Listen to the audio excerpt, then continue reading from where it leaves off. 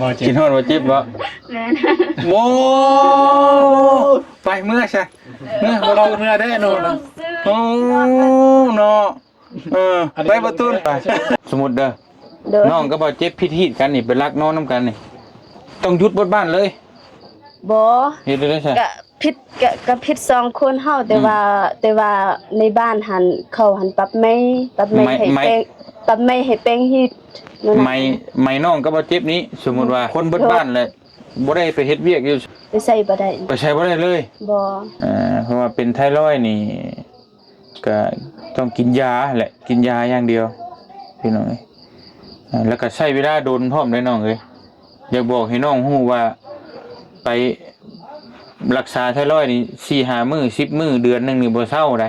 ไทอ้ายมานี่ก็มีแต่หวังดี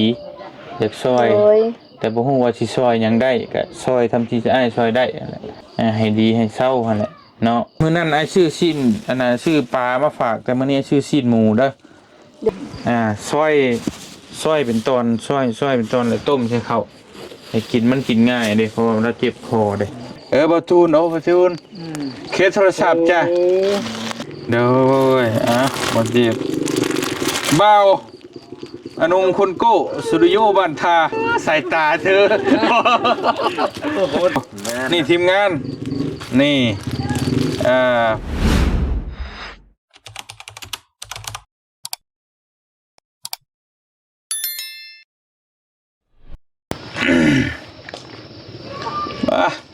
คำมือตื่นตานี่เตะแล้วก็เฉยเนาะโอ้เห็นหุ่งเฉยตาดีลีคักเอาพี่น้องเอ้ยกับทักทายสบายดีพ่อแม่พี่น้องเบิดสุขุทุกคนเด้อพี่น้องเด้อบ่ว่าสิอยู่ในและก็ต่างประเทศเนาะก็ยินดีต้อนรับเข้าสู่ช่องบ่เตียงทองชาแนลคือเก่าพี่น้องเอ้ยมื้อนี้บ่เตียงก็มาอยู่บ้านอาหังเนาะเมืองสะแตงแขวงเซกองพี่น้องเอ้ยสิไปเยี่ยมยามถามข่าวทั้งเอ้ยน้องบองก่อนเนาะบ่ฮู้ว่าเป็นจังได๋แล้วหลังจากมาหาแพทย์หาหมอ พี่น้องเอ้ยบ่ฮู้ว่าอาการดีขึ้นหรือยังหรือว่าจังใดพี่น้องเอ้ยมื้อนั้นบ่เตียงก็ซื้อปลานิ่นมาให้เพิ่นพี่น้องเอ้ยเนาะ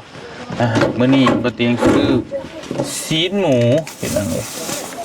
ซื้อซีนหมูมื้อนี้มาให้เพิ่นเนาะพี่น้องเนาะโอ้ยกับหมักนี่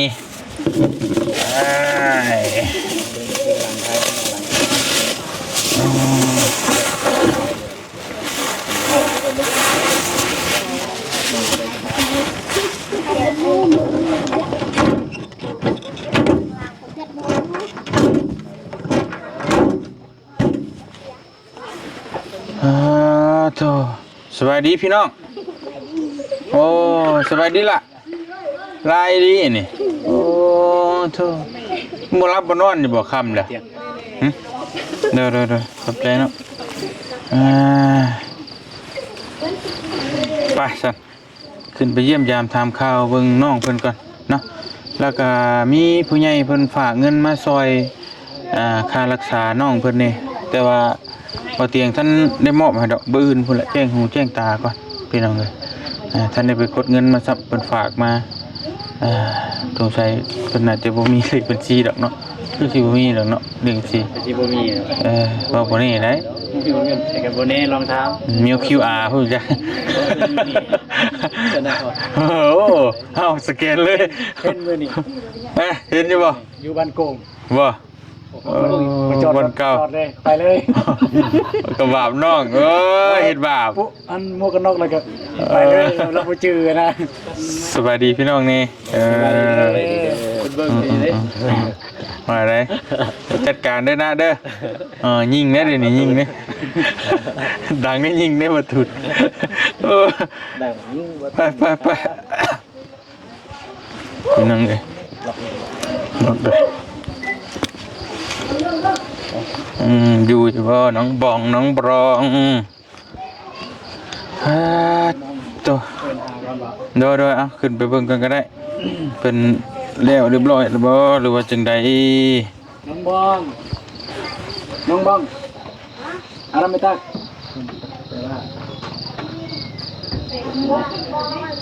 กินเองเลย นอนและบ่สิ นอนแล้วก็ย่างเหรอ อืม หามาหา โดยขึ้นมา โดยเชิญสวัสดีเด้อน้องบองเด้อพี่น้องเอ้ยไปเป็นอะไรเอื้อยโอ้พี่น้องเอ้ยมาพายเข่าจะไม่ให้บกล้าเข่าได้เนอะเจ้าของเฮือนบกล้าบพาเข่าโอเคพี่น้องเลยมาเยี่ยมยามทำข้าวเบิ้งเอื้อยเป็นได้ใดมาพี่ก็ได้มีเห็นว่ามันชิบจะทอดบ่จะทอดแล้วมาพี่ก็ได้ไหม อยู่นี่ น้องมาพี่ก็ได้เพราะว่ามันแสงให้มันจะทอดได้กินข้าวกินน้ำแล้ว ยังใช่พ่อแม่ไปใช่ไหม ออกเนาะ โอ้ยพุ่นโอ้ยมาเบิ้งพุ่นกำลังเฮ็ดดิช้างน่ะสบายดีน้องเฮ็ดยังกินข้าวก็ยังน่ะโอ้ได้ปิ้งปลาพุ่นน่ะปลากินข้าวแซ่บแล้วบ่เป็นอะไรใครเนี่ยบ่ฮะโอ้ยมันก็สิทันได้เศร้าทันทีเห็นว่ากันเลยยังเจ็บอยู่ว่าเดือใครเนี่ยบ่ยังแต่ว่ามันก็ดีขึ้นจนแต่ว่ามันบ่เจ็บปานใดแต่ว่าฮะ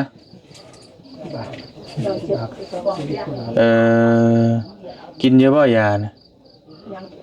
กินเอากินก่อนแล้วจังว่ากันได้ปลามาใช้ปลาลงต้นบ่ยิ้มเลยวันนี้ก็ดีขึ้นแล้วแต่บางยิ้มเลย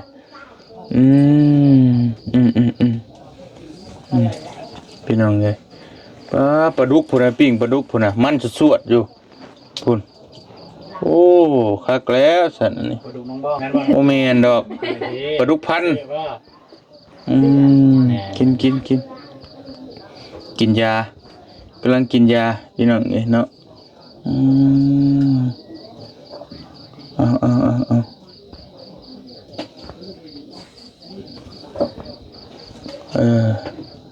ากินอยู่มืดอยู่ค่ำก็ดอกก็เดียวพอดีเงี้ยงไฟเล่าได้กินยาฉันเลยมันบ่เห็น บอกปกติให้เงินขวด เป็นอะไร ใส่เห็นขวดยูเปิดมันมีไฟอยู่เห็นขวดใส่ เบิดเท่านั้นไฟเลย อยากพี่บุ้งแมปหน่อยหนึ่ง ยาละพอดีเห็นอยู่มืดอยู่ปีก็เดียวไพ่ฉันนี่โอ้ยสบายดีเอ้ยแม่สบายดี ไปดี โอ้ปนั่งอยู่ทำอยู่หูแถบเบิ้งปลาบ่ยันไพ่แม่ปลาบ่ แม่นปิ้งปลาทู เมียน้องบ้อง ปลาทูนี่ใช้ปลาดุกโอ้ยปลาตัวเฮาเลยบ้านนี่เห็นอยู่ปลาดุกยังมาปลาทูปิ้งปลาทูเราอ่ะเขาเบิ้งมันไกลๆก็ยังเป็นปลาดุกอยู่เนาะว้ายญาติแต่เฮากินนำปิ้งปลาทูเราอ่ะเห็นทำว่าปิ้งมันๆนะยันเฮากินน้ำบ่เห็นว่าก็ได้ ไม่ได้เตรียมกินน้ำแล้ว เนาะตัวกันแล้วบ้านนี้กินโบราณดอกเขากินกับเบิดช่องชำตัวนึงดอกกระเพาะดอกเด้อพี่น้องกินยาแล้วออกมาเด้อสิถามข้าวจังหน่อยจังว่าดิเห็นยังเนาะบ่เจ็บ กินฮอดบ่เจ็บบ่ แม่น โมไปเมื่อใช่เมื่อ เอาเนื้อได้โน่น โอ้เนาะไปประตูนโอ้ประตูนอุตส่าห์มีคำมืดยังมาหาคิดฮอดบ่เจ็บแล้วบัดนี้นะผูกไปแล้วประตูนไปเลยน้อยใจไปแล้วพี่น้องไปแล้วใช่ดิใช่บ่เจ็บเบิ่งก่อนเด้อพี่น้องเนาะ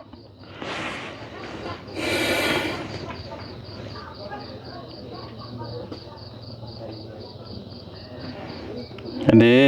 แล้วก็เอาซะถ่ายรูปมาว่าเจ็บเบิ่งก่อนคือมืดแท้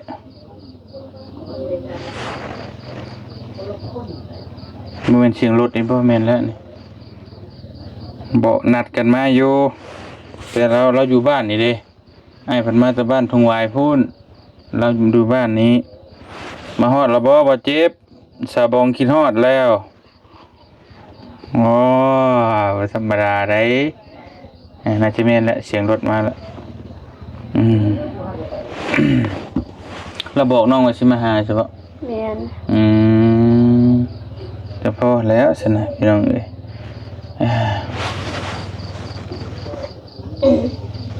เยังจับวันเยังสายดู เป็นอะไรอาการเพิ่นนี่ไม่แน่เนาะจับเขา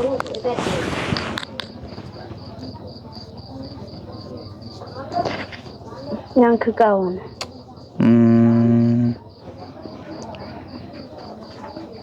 มีแต่ว่าให้มันดีปุ๊บปั๊บนี่บ่ดีแล้วเป็นอย่างนั้นมันต้องคอยไปค่อยเป็นค่อยไปหั่นแหละมื้อนี้อ้ายก็เอาตีนรถมาเปลี่ยนไปเปลี่ยนอยู่ปากซี่พุ่นตีนรถมันแตกพี่น้องก็ได้ว่าสิมาเยี่ยมตะเวนอยู่มาค่ำน้องไปใช้ซะมันบ่ได้ไปใส่คาลัมแม่นอ๋อเป็นหยังจังคาลัมก็พิธีนั่นแหละพิธีแม่นไผพิธีพวกบ่าวสาวผู้บ่าวผู้สาวอยู่ในบ้านนี่บ่แม่น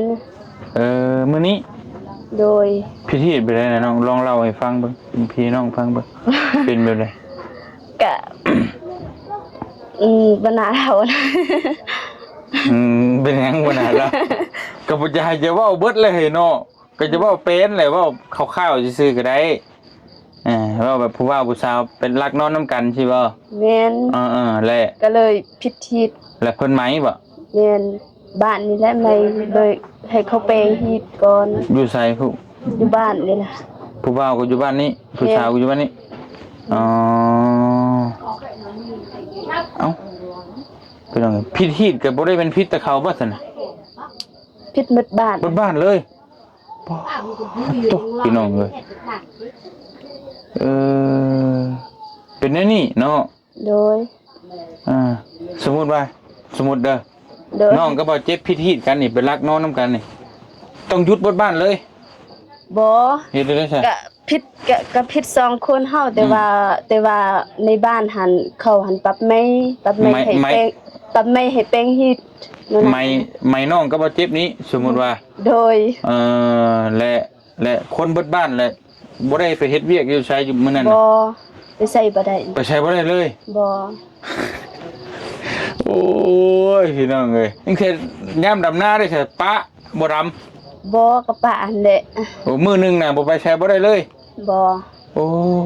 พี่น้องเอ้ยหันไปหันแม่นแบบว่าเขาหน้าบ่งามนะจังซั่นหันเฮาไปเวลาเฮาเฮ็ดพิธีท่านเวลาเพิ่นแปลงฮีดและไปหน้าบ่งามคือไปส่วนก็คือการแบบว่าบ่งามเป็นคนที่แบบบ่เข้าสังคมบ่สนกับหมู่บ่ฟังความไฟประมาณนี้เนาะดื้อประมาณนั้นบ่ฟังความบ้านความเมืองโดย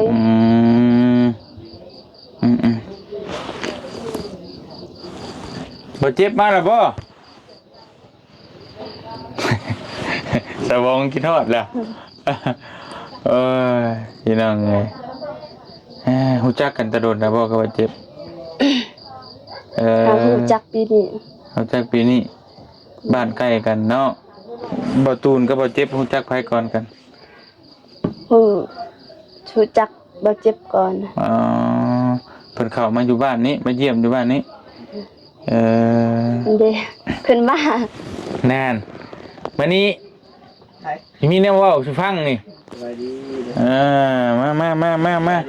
สวัสดีมานั่งพี่ก็ได้มานั่งพี่ก็ได้มาโลดนะบ่เป็นหยังนะป้า ผู้ทีมงานลงไปอยู่ทางล่างบ่เห็นบ่เมื่อกี้เห็นบ่อยู่ทางล่าง เห็นไหม โอ้ขึ้นมาเต็มอยู่นี่ โอ้ แล้วว่าบ่เจ็บบ่มาบ่ล่ะบ่ไอ้ถามว่ากินฮอดบ่เจ็บบ่แม่นล่ะว่ากินแตกขึ้นเลยเต็มอยู่ประตูนี่แตกเลยเรียกแต่อ้ายอดเอาซื้อได้นี่คิดว่าบ่เป็นผู้บ่าวนะก็เลยบ่เป็นหยังเหลือไปหมดแล้วมาหาน้องเด้อ ฮะ ไปหาน้องเด้อ น้องนะ ไม่ ทั้งมื้อนี้ บ่เตียงไปเปลี่ยนยางรถอยู่ปักเซ่พุ่นแหละพี่น้องเลาะไปถาม4ห้าน5ห้านก็บ่มีไปเปลี่ยนฮอดพุ่นก็เลยบาดเจ็บมามุ่งหน้าไปบ้านน้องชาลีก่อนเพราะว่าไปเบิ่งงานบ้านน้องชาลีนั่นแหละก็เลยบ่ได้คบกันมื้อนี้นะพี่น้องนี่เนาะก็เลยบาดเจ็บมาน้ำลางบ่เตียงก็ไปบ่ตูนก็บ่ได้ไปนำบ่ตูนก็ไปต่างหากอีกขี่รถจักรไปบ่เตียงไปกับบ่โกก็บ่เอานงพี่น้องเอ้ยเปลี่ยนเรียบร้อยแล้วอย่างก็ได้มื้อ2แล้ว5,000 บาทขอบใจหลายๆเด้อบ่เจ็บเด้อช่วยได้พี่น้องเอ้ยช่วยตั้งละ1ปุ๊โอ้ยบ่เตียงว่ะไปหลอกตัวบ่เตียงอีกว่าขอเลขบัญชีผู้ใหญ่สิโอนเงินช่วยแต่มันเจ้าของโอนให้ล้านนึงบ่เตียงโอ้ยสิเอาเคยขึ้นก็บ่เอาเนาะกระบาบทั้งน้องเพิ่นนั่นแหละกำลังบ่าวนุ่งก็จะช่วยอีกยัดซะอีกมื้อเช้านี่ก็บ่เตียงก็บ่เอาก็เลยก็อีตนบ่กูคนนั่นแหละพี่น้องกำลังสร้างเนื้อสร้างตัวนะเฮาก็อยากให้ได้ให้มีก่อนแต่ว่าน้องๆเพิ่นก็อยากช่วยก็ซึ่งในน้ำใจเนาะน้ำใจที่ว่าโอ้สุดยอดหลายพี่น้องเอ้ยบ่เตียงก็บ่ได้หายโอ้ยไอ้คำเม่งอยู่นะไอ้คงคิดไอ้ฮู้บ่คิดว่าไม่พิมพ์ได้แม่งคิดว่ามีพิมพ์แต่โทรมาหาน้องเลยคิดว่ามีพิมพ์แต่ช่วงไปหาน้องเลยสิเอามาให้ไอ้ต่อสินะความหมายนะคิดก็เลยบ่ได้ใจว่าก็เลยว่าคิดว่าประมาณนั้นนะก็ได้ถึงชงให้ฉันว่าโอ้ยของน้องกูชงไงแล้วพี่น้องมันก็พอได้อยู่ดอกเนาะแต่ว่ามันก็พอมีอยู่จำเป็นนะพี่น้องหลักพันก็ได้อยู่ถ้าหลักแสนหลักล้านก็บ่ไหวแต่ว่าน้องเพิ่นก็เฮ็ดได้จากช่วยทั้งแต่ละคนก็บ่ได้มีดอกเห็นจมมาบ่มีเงินมีคำอยู่พี่น้องเอ้ยแต่ก็ซึ้งในน้ำใจเนาะอยากช่วยกันโอ้พี่น้องเอ้ยใช้อันหลายแล้วมาพี่ดูให้อันพ่อแม่พี่น้องเพิ่นอยากเบิ่งหน้าเบิ่งตาถามข่าวแล้วเป็นได้เช้าแล้วบ่หรือว่าไข้ขึ้นบ่หรือว่าจังได๋พี่น้องเอ้ยบวน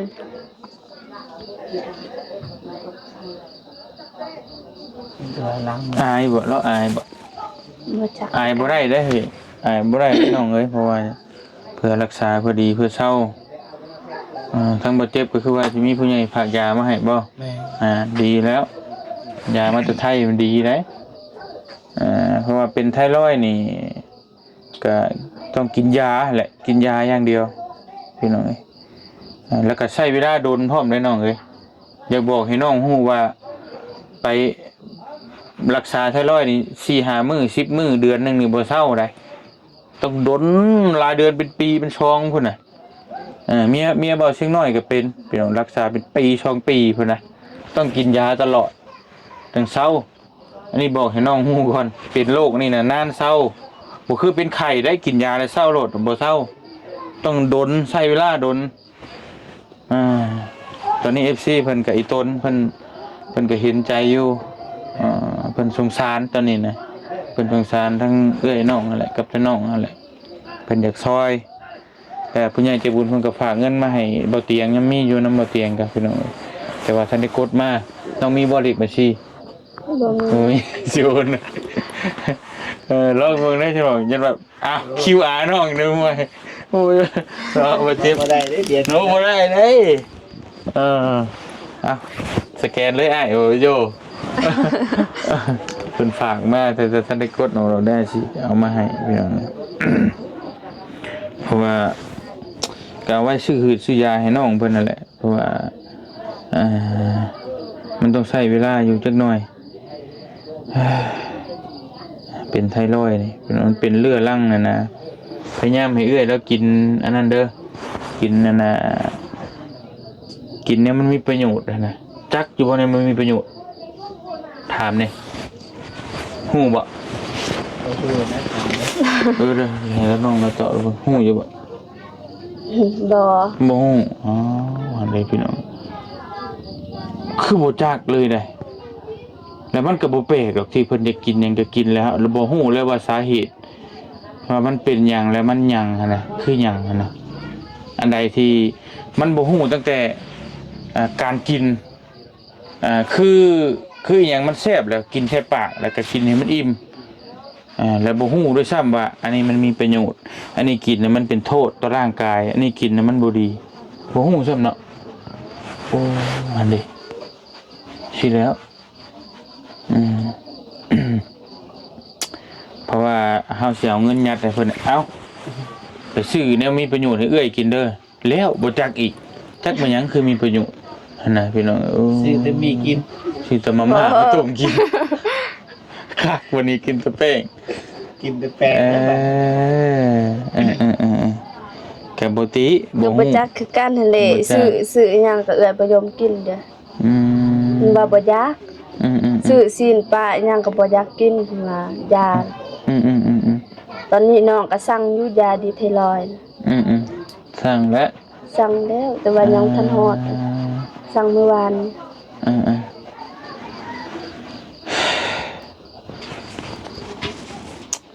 จักทางบ่เตียงก็ชื่อว่าจังได๋พี่น้องทาง FC เพิ่นก็แนะนำมาหลายอันหลายอย่างหลายแนวแต่ว่าเฮาจะซื้อมาให้กินพัดคือจักสิว่าจังได๋นะย่านแบบว่าย่านเพิ่นบ่กินแน่แต่ย่านเพิ่นกินแล้วอย่ามันแบบว่ามันบ่ปกติแล้วมันสิยากอีก สิโทษเฮาอี นี่ ก แม่นเฮาแบบบ่จักอันน่ะเพราะว่ายาที่ซื้อมาให้กินก็ดีหรือบ่ดีทางที่ดีก็พาไปหาหมออีกถ้าพาไปหาหมอกับ FC ก็แนะนำผู้ไปไทยผู้ค่าใช้จ่ายมันบ่น้อยๆเคยไปบ่ไทย บ่ อ๋อสมนุมีบ่ นี่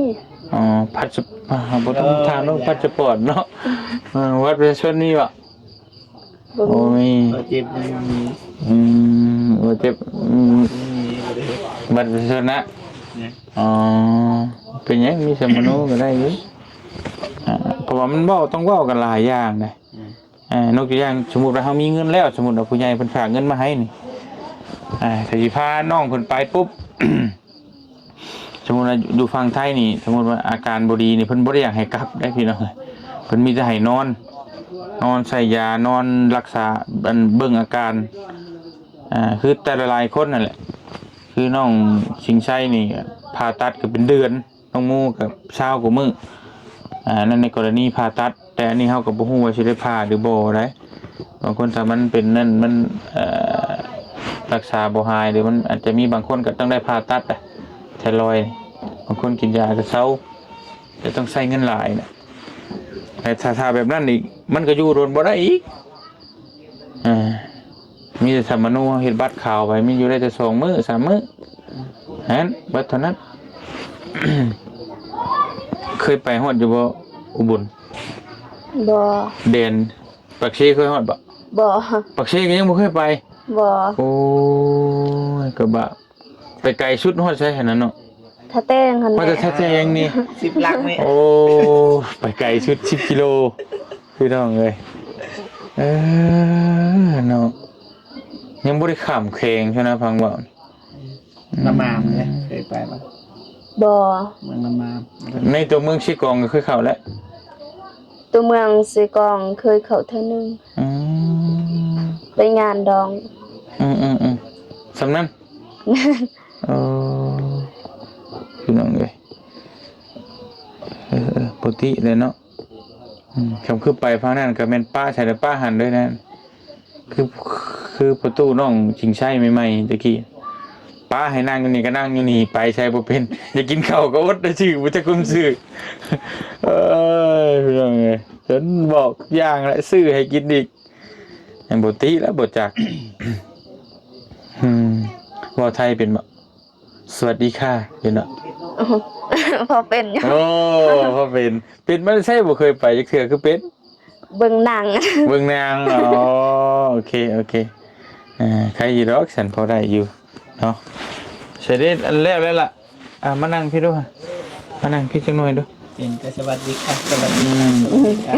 อันนี้เด้อมื้อนี้ไอ้ มื้อนั้นไอ้ชื่อชิ้นอันน่ะชื่อปลามาฝากแต่มื้อนี้ชื่อชิ้นหมูเด้อ โดย ได้ยินน้องว่า ใส่ได้หลาย กับบักนัดมาตะปากซีมื้อนั้นซื้อปลาแล้วบอกว่าอยากปลากับอันน่ะชิ้นหมูมื้อนั้นปลาได้แล้วมื้อนี้ชื่อชิ้นหมูปลาลอยน้ำ ไปเจอยังไง มานั่งพี่อันเนาะเราก็อยากอาย บวนสงบ หรือว่านั่งพี่ก็ได้บ่เจ็บเนี่ยไปด้วยนึงมานั่งใกล้ทั้งบ่เจ็บพี่ก็ได้อย่ามาบ่อยากนั่งใกล้ค่อยแล้วก็อยากอายจังหน่อยนั่งนี่แหละ สบายดีนะ สวัสดี FC เนี่ยสวัสดี สบายดีเด้อ FC พี่น้องทั้งหลาย โลว้าวเป็นเด้อนี่บ่ธรรมดา ซ้อมมาจ๊ะ ซ้อมไว้เด้อ ซ้อมได้บางทีได้เจอตลอดเลยเตรียมมาตลอดต้องเป็นเลยต้องเดิมในกลายเป็น แม่นต้องเป็นน้องสลีก็ว่าบ่เป็นบ่ได้ตะกี้น้องเดิมแล้วก็เป็นเองก็บ่มีหยังดอกเด้อถ้าอ้ายมานี่ก็มีแต่หวังดีอยากซอย โดย แต่บ่ฮู้ว่าสิซอยหยังได้ก็ซอยทำที่จะอ้ายซอยได้นั่นแหละบ่ว่าสิเล็กน้อยบ่ว่าสิหลายอ้ายก็บ่ฮู้ว่าสิซอยได้ส่ำใดแต่ว่าถ้าอ้ายอยากซอยให้ดีให้เศร้าหั่นแหละเนาะทางน้องเพิ่นก็ตอนนี้กินข้าวใช่บ่กินข้าวกับหยังมื้อกินกับปลาเบิดบ่ตัวหนึงฮะเบิดนั่นเก่งแท้น่ะ ตายยังเนี่ย ปลาดุกบ่ เปิ้นนี่ ตา น่ะ ยิ้มหัวแสดงว่าไข้ขึ้นเลย มื้อวาน แต่ก่อนมื้อนั้น เซ่จนอีต้น มีแต่กินยาต่อเนื่องเด้อก็สั่งนะยา พวกวิตามินไอ้ซื้อมาให้กินอยู่บ่วิตามินแบบว่ายาวิตามินแนวให้กินข้าวแซ่บข้าวหยังสินะ ยาบำรุง บำรุงสินะกินอยู่บ่ กินอยู่บำรุงเพราะว่าสิ่งสำคัญคือให้เจ้ากินข้าวแซ่บแล้วมันสิมีแห้ง ต่อให้เจ้าไปห้องหมอดีๆกับเจ้าบ่กินข้าวก็คือเก่ายามันช่วยได้แต่ว่าเหือแห้งมันมาจากเจ้ากิน ถ้าเจ้าบ่กินมันก็ช่วยหยังบ่ได้คือเพิ่นจะไปห้องหมอเพิ่นก็ต้องบังคับให้เจ้ากินข้าวคือเก่าต้องให้เจ้ากินข้าวกินน้ำโจ๊กสมมุติว่าเจ็บคอนี่เรากินต้มข้าวมากินนี่ว่าต้มข้าวชิ้นหมูไอ้ซื้อมาให้นี่ต้มใส่ข้าวกินเด้อซอยเป็นตอนซอยเป็นตอนแล้วต้มใส่ข้าวให้กินมันกินง่ายเด้เพราะว่าเราเจ็บคอเด้แต่ว่าอันน่ะกินข้าวเหนียวนี่มันอย่างง่ายต้มกินหูจักโจ๊กอยู่บ่ บ่ติเพราะว่าอ้ายซื้อมาให้มันเป็นกล่องก็คือข้าวต้มมาแหละแต่มันเป็นแบบข้าวต้มแหละแต่มันสิเป็นกล่องที่มีกล่องอันนั้นเนาะมีกล่องเคยกินบ่ เคย เป็นบ่แบบนั้นแหละมันเป็นกล่องเลยเฮาต้มน้ำร้อนแล้วมาถอกใช่หั่นแล้วเฮาคนๆแล้วมันสุกเลยน่ะแล้วก็กินได้เลยน่ะมันสบาย แต่ว่าถ้าอยู่เฮือนไปสิก็ต้มข้าวเอาก็ได้มันสิได้น่ะกินได้หลายกว่ามันก็สิมีวิตามิน บ่เตียงก็บ่มั่นใจว่า ง่ายอะมุมง่ายอะมุม ยิ้มได้แล้ววันนี้เนาะคือสิไข้นี่แหละเบิ่งนี่เนาะอาการมันฟ้องยิ้มดูยิ้มน่าพี่น้องดีขึ้นอยู่ใดพี่น้องเอ้ยขนาดมีแต่ว่าเดี๋ยวพังเบิ่งบืนน้องไปใช้บ่ ยังทันหู ย เดี๋ยวพังเบิ่งครับว่ามันกินยามันบ่ลงบ่หยังก็เดี๋ยวจังว่ากันอีกเทื่อนึงเนาะเดี๋ยวโฮมเงินโฮมคำได้จังว่าอีกเฮาจังก็บ่คักใจก็ไปหมองมันอันน่ะผู้หมอใหญ่กว่านี้นะแต่ว่าตอนนี้ก็โฮมเงินไว้ก่อนพอไปห้องใหญ่นี่มันคือน้องฮู้แหละต้องใช้เงินหลาย แต่ว่าสำหรับเฮาไปนี่ก็ฮู้คร่าวๆแล้วว่าสันนิษฐานว่าไทรอยด์เป็นพิษพี่น้องเอ้ยเนาะไทรอยด์เป็นพิษนี่ก็คือต้องรักษายาวนานคือว่าเรื่องไทรอยด์นี่กับพี่น้อง FC เพิ่นนี่ก็ฮู้และว่าต้องเป็นแบบใดต้องกินยาแบบใดพี่น้องเอ้ยเพิ่นก็แนะนำมาหลายอยู่แต่ทั้งบ่เตียงนี่ก็ไว้เยอะนั่นน่ะ จักสิว่าจังไดพี่น้องเอ้ยเนาะ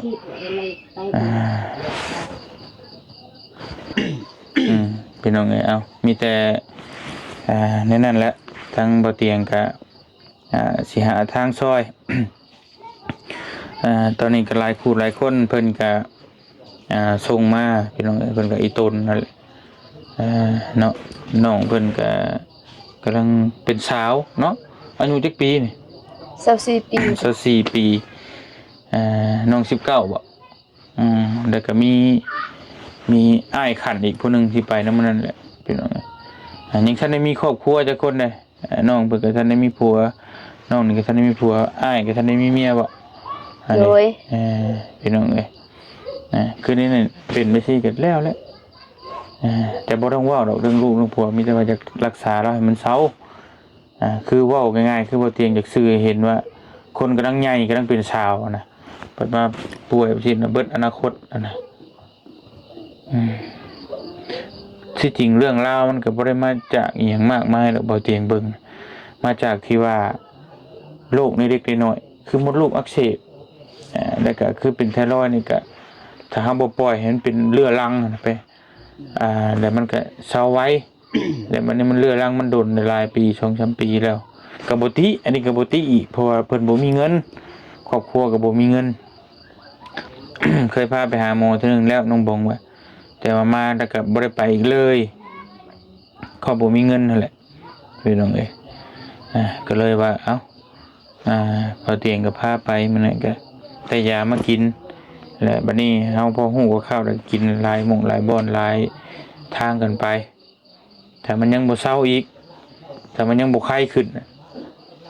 เฮาเก็บเงินเก็บคำได้ก็จังไปบ่ใหม่อีกสินะเนาะ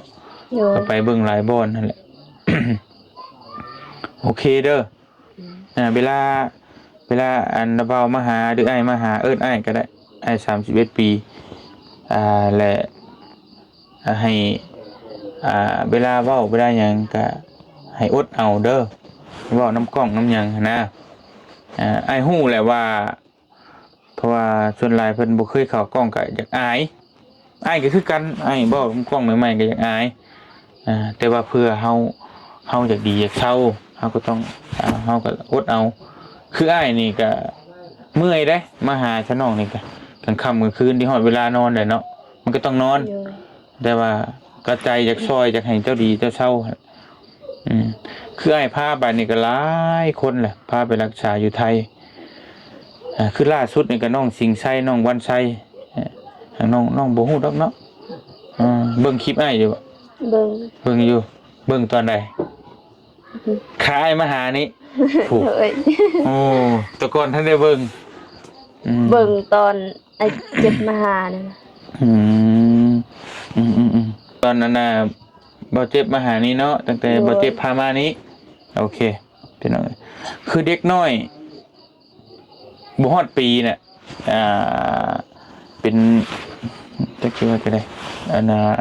มันเป็นเนื้องอกไข่อัดปากกินข้าวก็บ่ได้พ่อแม่น่ะทิ่มแล้วคิดว่าบ่ได้ทิ่มเลยคิดว่าโซทิ่มคิดว่าบ่รอดแล้วจังได๋ก็บ่รอดคิดว่าตายแน่ๆนะ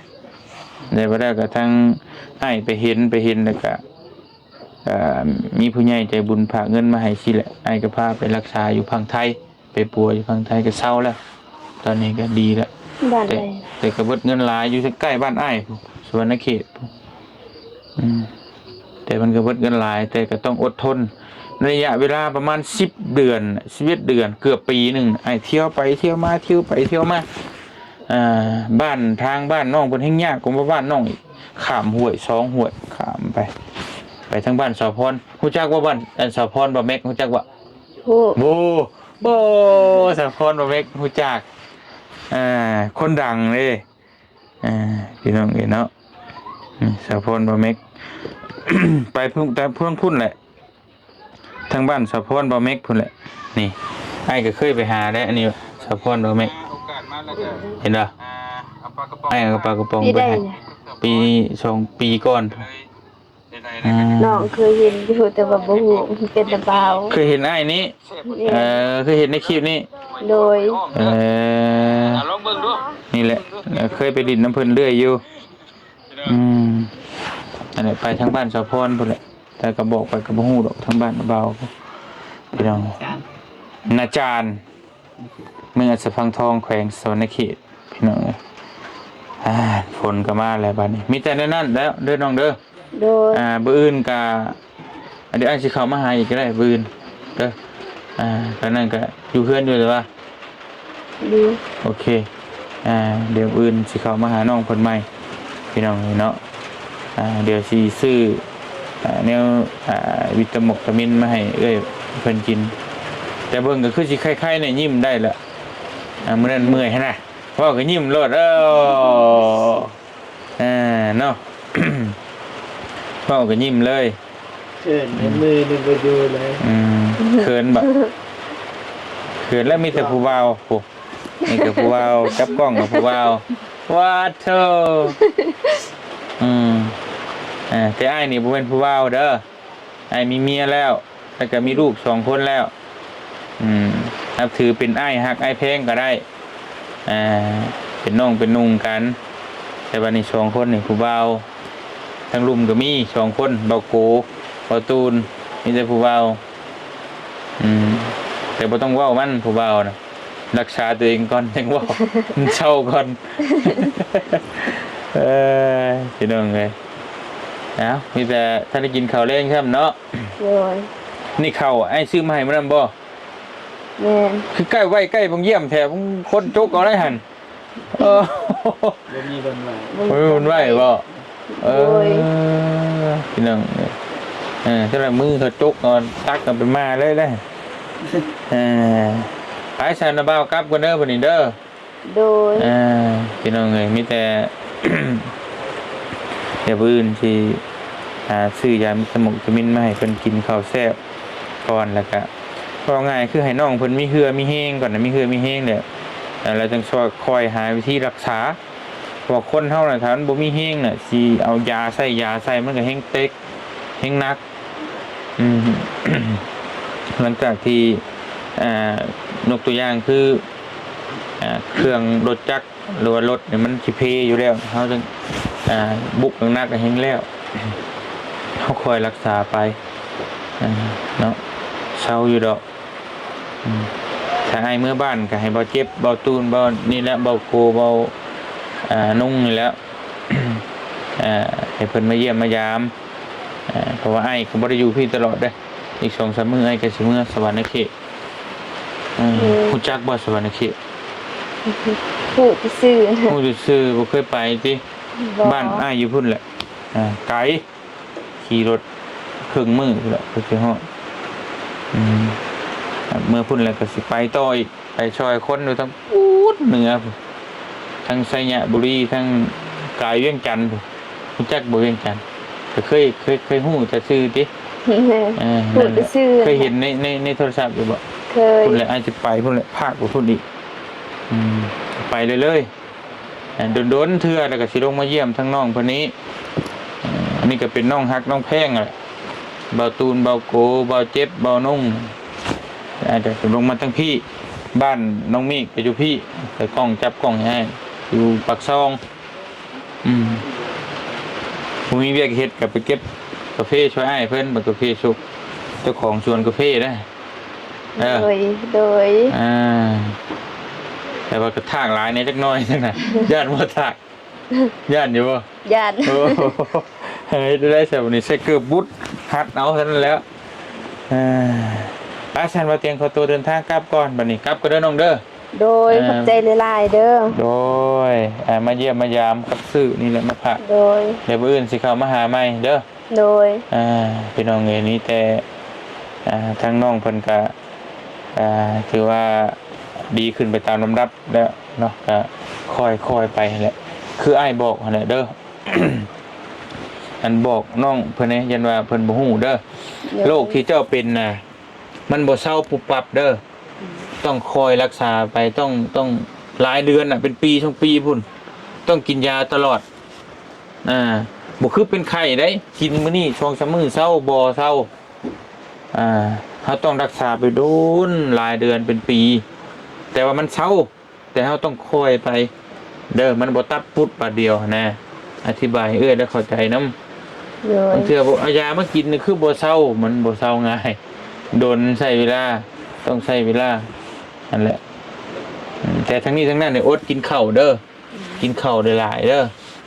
ชิ้นหมูชิ้นหยังนี่กินมันจะได้มีแห้งนะเฮาก็สู้กับโรคได้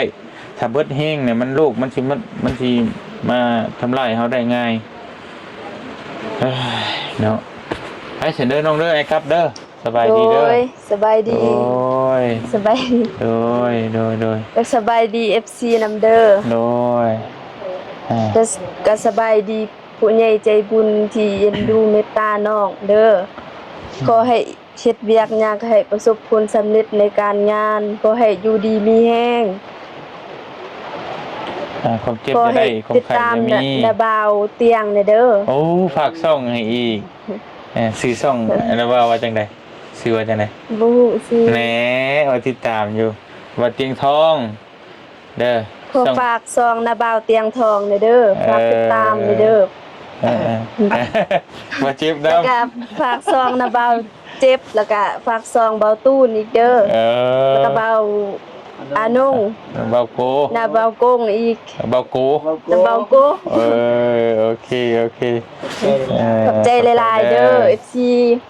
ผู้ใหญ่ใจบุญโดยสาธุตั้งใจอยากเว้าอยู่แต่ว่ายังเว้าบ่เป็นยังเรียบเรียงคำเว้าบ่ได้นะบ่เป็นหยังเดี๋ยวค่อยเป็นค่อยไปคือน้องเดิมน้องเชอรี่กับตะกอนก็ยังอยากคัดอยู่แต่เดี๋ยวนี้ไล่ลุดบวยพอดนี่เก่งก็พอเทียงอีกโอ้ยอมเลยนี่น้องเอ้ยน้องเดิมมาเจ็บนี่ไปเด้อเสร็จเด้อครับเด้อน้องเด้อโดยสบายดีเด้อพักผ่อนซะน้องก็พักผ่อนกินข้าวหลายๆสิได้มีเหือมีแห้งกดไม้มาให้ไอ้เลยโอเคไปหากินข้าวกินน้ำเด้อกลับก่อนบัดนี้พี่น้องเอ้ยไปอึบโอ้ยโอเคมาพี่น้องเอ้ยลงมาลุมพี่บัดนี้ตัดภาพลงมาพี่กะทั้งบ่อเตียงนะสิขอตัวเดินทางกลับพักก่อนแต่ว่าก่อนสิกลับไปพักกะมีเครื่องทั้งแม่พิมพ์ผักมันบ่เจ็บให้บ่เจ็บมามอบให้บ่เตียงไม่มอบให้ทีมงานต่อว่าซั่นพี่น้องเอ้ยเนาะเป็นเสื้อพอดีได้ปืนใช้ได้นี่เสื้อทีมงานได้ทีมงานเราใต้ได้พี่น้องเอ้ยเบิ่นเด้อปัดโชฟ้าโอ้เล่นวันเนาะบ่ฮู้ว่าสิใส่สีหยังมื้อนักกันเลยเอ้าของไผแท้นี่โอ้ของไผโทรศัพท์บ่เจ็บน้องไรแล้วบ่ตูนบ่ตูนโอ้บ่ตูนเคสโทรศัพท์จ้ะรุ่นทับไปแล้วก็เจอรุ่นทับโอ้ยรุ่นทับมาทับอยู่บ้านอาหังทับอยู่เพื่อนน้องไปเลย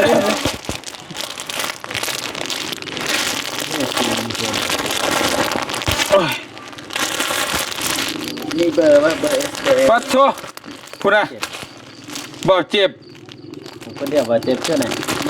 ผู้เดียวเลยผู้เดียวมันก็คือชิมเมนของไผ่เลยแหละแท่นี่เด้อบอกเจ็บเบาอนุงคนโก้สุริโยบันทาสาวซาสาวลือเบาโกสายตาเธอโหดเกินโอ้ย เอิ้น ปื้อเบาตูนกระดูแบบนี้สิส่งปุ๊บแล้วรอไปนะ พี่น้องไงดูนี่ทีมงานนี่ผู้ละสุดเลยเนาะพี่น้องเนาะ เปิดแล้วมันติดต่างกัน บ่ฮู้เด้แต่ว่า อันเดียวกัน เพิ่นแพ็กมาแบบนี้คือสิแม่คือสินี่คือสิผู้ละผู้สิผู้ละสองอันเบาเจ็บเด้อพี่น้องเอ้ยทุบานสกินเรียบร้อยอย่างดีเลยทีมงานเราใต้ สิกินคือว่าน้อยเลยใส่ตาเบิ่งเบิ่งสายตา สายตาไอ้ก็ยังส้มเจ้าส้มจะเจียว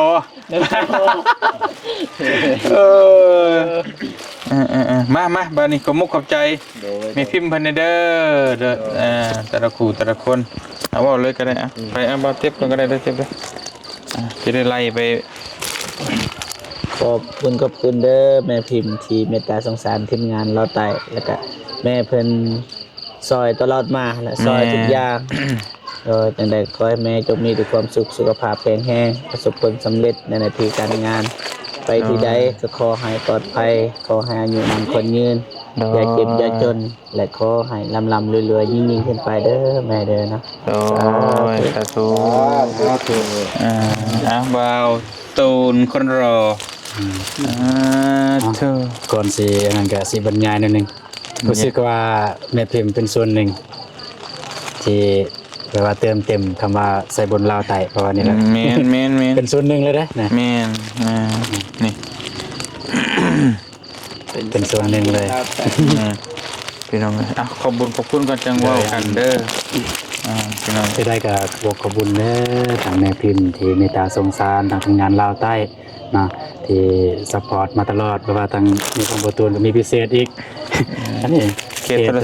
รศัพท์เนาะอยากจะได้ก็ขอให้แม่พิมพ์มีสุขภาพแข็งแรงอย่างมันคนยืนปรารถนาสิ่งใดก็ขอให้ได้สิ่งนั้นเด้อแม่เด้อเนาะสาธุ สาธุขอนมจ้าโดยกะเมื่อกับเขามาขอบใจเด้อเนาะทางแม่พิมพ์เด้อเนาะที่ซอยซัพพอร์ตเกินว่าทางทีมงานเราใต้กะเขามาขอบใจหลายกะภาชนีบ้านน้องกากับทีมงานเราใต้กับเขามาขอบใจทางแม่พิมพ์ขอให้แม่พิมพ์จงมีแต่ความสุขความเจริญปรารถนาสิ่งใดขอให้ได้สิ่งนั้นดังสมปรารถนาความเจ็บจะได้ความไข้จะมีขอให้หังให้มีไปลำให้ด้วยอย่าเจ็บอย่าจนเด้อแม่เด้อเนาะสาธุบอกกูบอกคุณกูไม่ก็ขอบใจเด้อแม่พิมพ์ที่ช่วยทีมงานเราใต้ว่าจะเป็นเครื่องอื่นหรือว่าเสื้อผ้าเป็นเสื้อผ้าทีมงานเป็นเฮ็ดทีมงานสะพานบุญลาวใต้ไม่ก็ขอบใจเนาะที่เพิ่นช่วยทีมงานเฮาขอให้แม่พิมพ์จงอยู่ดีมีสุขภาพแข็งแรงความเจ็บอย่าได้ความไข้อย่าสุมีให้จะหั่งจะมีจะร่ำจะรวยตลอดตลอดปีสาธุทั้งบ่เตียงเองกะเนาะต้องขอบคุณขอบใจเด้อทั้งเอ่ยพิมพ์เด้อที่ซอยเรือมาโดยตลอดบ่ว่าที่เป็นทางครอบครัวบ่เตียงเองหรือว่าที่เป็นทั้งทีมงานนะก็ขอบใจหลายๆเด้อเนาะที่บ่ป้าบ่ทิ่มทั้งน้องๆจังได๋ก็ขอให้มีหรือว่าเอื้อยเนาะเว้าได้หลายแบบพี่น้องเอ้ยก็ขอให้เอื้อยจงอยู่ดีมีแห้งความเจ็บอยู่สุดได้ความไข้อยู่สมีเนาะขอให้สุขภาพแข็งแรงให้เจริญรุ่งเรืองนะบ่ว่าเอื้อยจะเฮ็ดธุรกิจการงานใดๆก็ขอให้เจริญเด้อเด้อเนาะขอให้ถูกหวยรางวัลที่1เด้อเนาะสาธุให้ได้จัก100 ล้านบาทเนาะได้บุญแห้งได้พี่น้องเพราะว่าเฮา ฮู้ได้เลยว่าก่อนคือสิเฮ็ดอีหยังแต่ละอย่างได้มันต้องใส่ใจบ่แม่นว่าสิมีเงินอะไรอยากโยนให้เลยมันก็ง่ายอยู่แต่ว่าก็สิเฮ็ดมาแบบนี้มันต้องใส่ใจเฮ็ดนั่นน่ะมันก็ต้องใช้เวลาอีกนะถ้าคนมันบ่อยากอันนั้นนี่มันบ่ได้ทางเจ็บยังพี่น้องเจ็บหลายเดี๋ยวนี้ได้บ่นู่นได้บ่เพิ่นว่าคือมื้อนี้ก็บ่เตียงไปเปลี่ยนยางรถก็เพิ่นแม่เพิ่นช่วย 3,000 บาทเนาะพี่น้องเอ้ยก็ช่วยมาตลอดแล้วก็บ่ว่าสิเป็นลูกเป็นเต้าพี่น้องเพิ่นก็ช่วยนี่ดิเพิ่นคือกินทีมงานสะพานบุญเราตะ ครัวมีไป ว้าว แจ๋วเลย ดูดี เ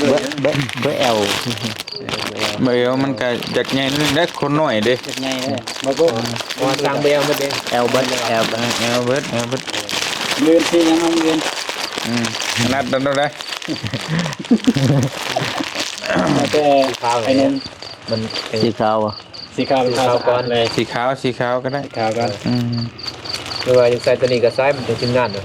สีดำ จริงนะ ตัวนี้ก็มีนะบ่แม่น บ่ของไฟของเล่าอันนี้ ห นะ น้าตาดี อันนี้คือของส่วนตัว ใส่สีดำเนาะ แต่สีดำเนาะ สมมุติว่าจากย่างกลางบ้านไปจาก สู้ ไปชวนตัวไปทีมงานไปแล้วกันนี่ก็ได้โอ้คั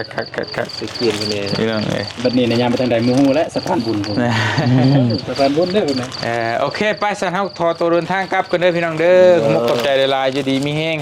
เพิ่นสุขุทุกคนเด้อขอมกขอบใจหลายๆ FC ติดตามตลอดมาแล้วก็ให้กำลังใจโดยตลอดมาขอมกขอบใจหลายๆพี่น้องเอ้ยเนาะบ่ปะบ่ทิพย์ในทีมงานเฮาบ่ว่าสิขึ้นเหนือล่องใต้ก็ได้เนาะติดตามและให้กำลังใจโดยตลอดมาขอมกขอบใจหลายๆเด้อสำหรับมื้อนี้ไปก่อนแล้วค่ำแล้วพี่น้องเอ้ยสบายดีเด้อกลับก่อนบ๊ายบาย